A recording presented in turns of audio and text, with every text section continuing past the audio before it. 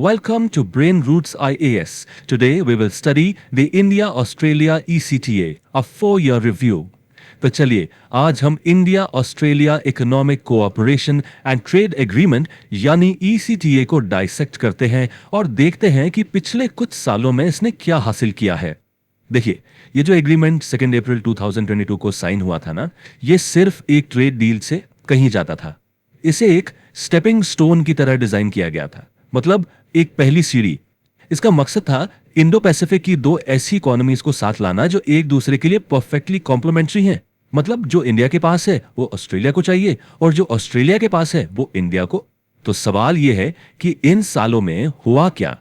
क्या ये partnership successful रही? Well, let's look at the hard data. Numbers झूठ नहीं बोलते, राइट? चलिए आंकड़ों से समझते हैं कि इस समझौते का असर कितना जबरदस्त रहा है। जरा इस फिगर पर गौर कीजिए, 8.5 बिलियन अमेरिकी डॉलर। ये वो वैल्यू है जो फाइनेंशियल ईयर 24-25 में इंडियन एक्सपोर्ट्स ने ऑस्ट्रेलिया के लिए टच की है। ये एक मैसिव जंप है और ये चार्ट तो पूरी कहानी बता देता है। पिक्चर एकदम क्लियर है। ECTA से पहले मतलब FY 2020-21 में हम करीब 4 बिलियन डॉलर्स का सामान भेज रहे थे और अब 8.5 बिलियन, मतलब एक्सपोर्ट्स दोगुने से भी ज्यादा हो गए हैं।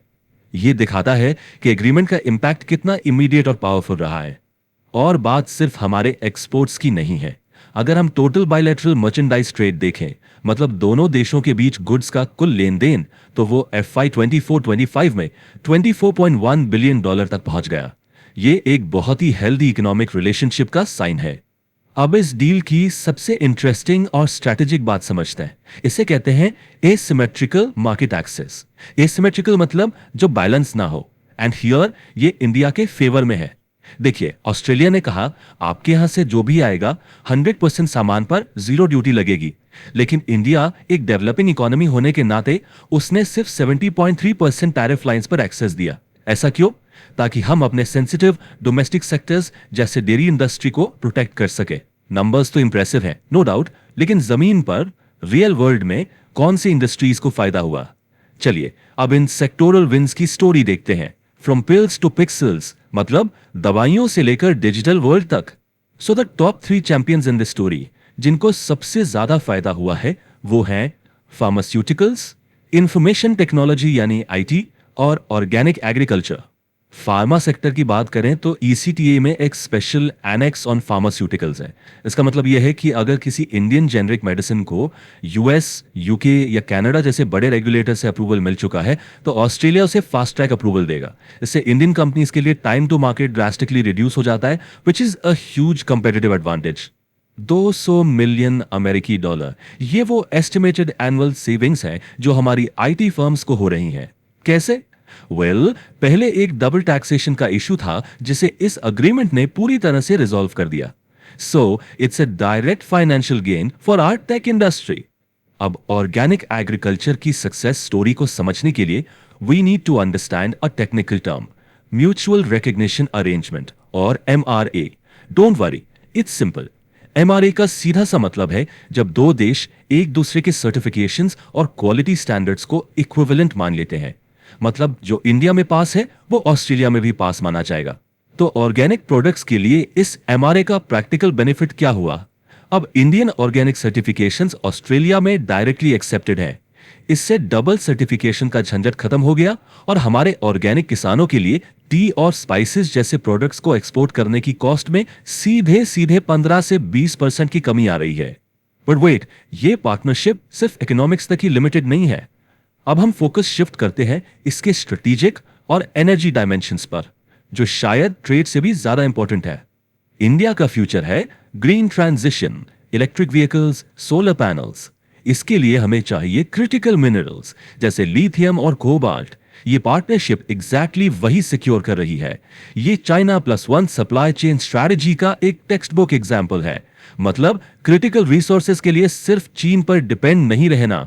इंडिया की कंपनी काबिल ऑस्ट्रेलिया में 5 मिनरल प्रोजेक्ट्स में इन्वेस्ट कर रही है to secure this supply chain for us.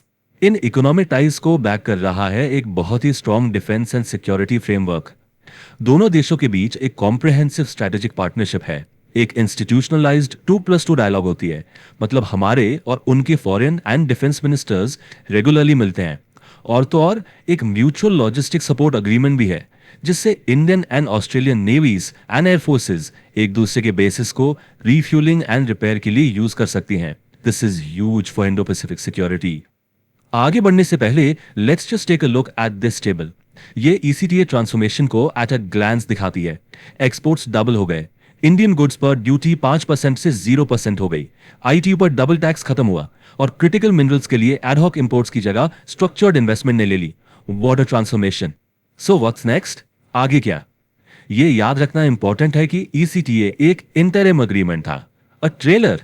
The main picture is the comprehensive economic cooperation agreement और सीका, जिसकी तरफ दोनों देश अब बढ़ रहे हैं। लेकिन सीका का रास्ता इतना आसान भी नहीं है, कुछ चैलेंजेस अभी भी हैं। पहला, ट्रेड इम्बैलेंस, जो ऑस्ट्रेलिया के फेवर में है, mainly because of a massive coal imports. दूसरा, इंडिया के डेयरी जैसे सेंसिटिव सेक्टर्स पे नेगोशिएशंस। और तीसरा, डिजिटल ट्रेड और डेटा प्राइवेसी को लेकर रेगुलेशंस को हार्मोनाइज करना। तो आखिर में ये एक बड़ा सवाल है, जैसे जैसे ये इकोनॉमिक और सिक्योरिटी टाइज गहरे हो रहे हैं, क्या ये India Australia partnership Indo Pacific region के लिए एक डेफिनेटिव एंकर, एक मजबूत स्तंभ बन जाएगी? This is something to think about for the future. If you found this lecture helpful, like, share, and subscribe to the channel.